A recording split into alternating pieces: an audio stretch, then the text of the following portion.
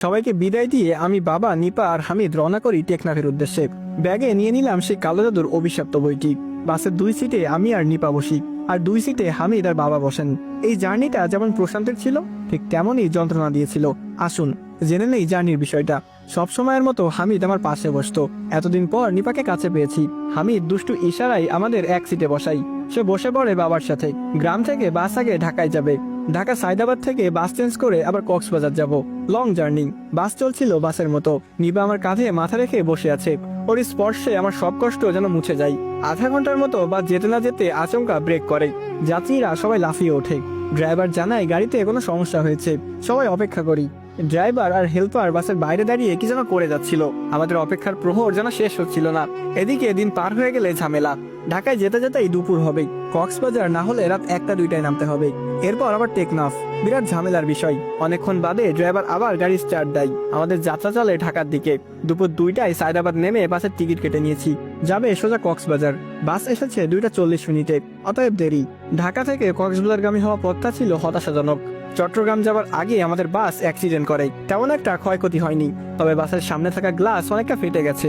চট্টগ্রাম মূল টাউনে আবার হয় আরেক বিপত্তি। বদ্দার হাটে আমাদের বাস একটা রিক্সা চালককে অ্যাক্সিডেন্ট করে। রিক্সা চালক অনেকটা আহত হয়েছে। প্যাসেঞ্জার সবাই ড্রাইভারকে গালাগালি করে। ড্রাইভার রিক্সাওয়ালার সাথে মিটমাট করে আবার টান দেয় গাড়ি। এরই মধ্যে হয়ে যায় সন্ধ্যা। চট্টগ্রাম নতুন ব্রিজ পেরিয়ে যখন কক্সবাজারের রাস্তায় গাড়ি চলছে, তখন ড্রাইভার বিভিন্ন ভুল করতে থাকে। আচমকা বাস ডানে ঘুরাই, আবার বামে ঘুরাই, যেন তিনি মশকরা করে যাচ্ছে। যাত্রীরা চিল্লাচিল্লি করে, তাও ড্রাইভার ওসব আচরণ করতে থাকে। পরে একজন লোক সিট থেকে উঠে ড্রাইভারের কাছে যায়। চিল্লাপাল্লা করতেই ড্রাইভার গাড়ি থামাই। তখন সেই যাত্রী চিৎকার দিয়ে বলে, নেশা করে গাড়ি চালাস? তোর চোখ তো রক্তের মতো লাল, নামাই দে আমাদের। লোকটার কথা শুনে অনেক যাত্রীরাও রেগে যায়। সবাই ড্রাইভারের সাথে এক প্রকার তর্কে জড়িয়ে পড়ে। একটা সময় সব যাত্রী বাস থেকে নেমে যায়। আমরাও নেমে যাই হাইওয়ে রোডে। এখানে এত যাত্রীরা একটা বাসও পাবে না। ড্রাইভার আর হেল্পার অফিসে কথাবার্তা বলার পর চট্টগ্রাম থেকে তারা অন্য একটি ড্রাইভার পাঠায়। আমাদের যাত্রা আবার শুরু হয়। চক্রিয়া পার হয়ে যখন নিরিবিলি হাইওয়েতে আসি, তখন আচমকা বাস বন্ধ হয়ে গেছে। ড্রাইভার সবাইকে বসতে বলে বাইরে যায়। আবারও কোনো সমস্যা হয়েছে হয়তো। দেখতে দেখতে কেটে যায় প্রায় 1 ঘন্টা। এদিকে রাতও গভীর। সময় রাত 2টা। রাস্তার 2 পাশে পাহাড় আর বড় বড় গাছ। ডাকাতেরও ভয় থেকে যায়।